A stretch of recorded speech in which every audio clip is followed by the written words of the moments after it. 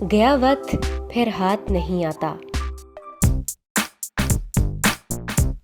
एक किसान का बेटा खेल कूद में वक्त को बेफायदा गवाया करता था। बाप ने बहुत समझाया मगर उसने अपनी आदत न बदली। आखिर बाप ने सोचकर ये तरकीब निकाली कि बसंत के दिन सुबह के वक्त बेटे को अपने साथ खेत पर ले गया और कहा, बेटा आज के दिन जिन सबसे अच्छी बेलों के दाने हम खेत में से तोड़कर रख लेंगे, इस एक दाने से कई पौधे हो जाएंगे, मगर शर्त ये है कि खेत में से सीधे निकलते और तोड़ते चले जाओ, पीछे मुड़कर तोड़ने का हुक्म नहीं।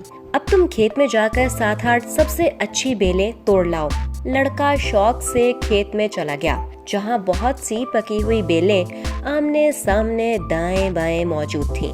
मगर इसने ये समझकर कि आगे इससे भी अच्छी मिलेंगी, कोई बेल ना तोड़ी, यहाँ तक कि दूसरे किनारे तक जा पहुँचा। यहाँ अभी कच्ची बेलें मौजूद थीं। जी में आया कि फिर खेत में जाकर अच्छी बेलें तोड़ लाए, मगर पीछे मुड़कर ना देखने की शर्त हो चुकी थी, इसलिए पशेमानी के साथ खाली हाथ पलटना पड़ा। बाप ने कहा, बेटा क्या तुम्हें कोई अच्छी बेल नजर नहीं आई?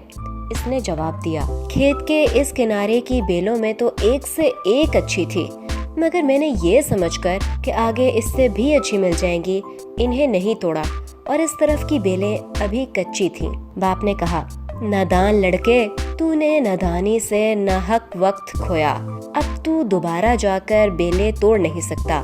बेटे ने अपनी नादानी पर शर्म और अफसोस के साथ सर झुका लिया।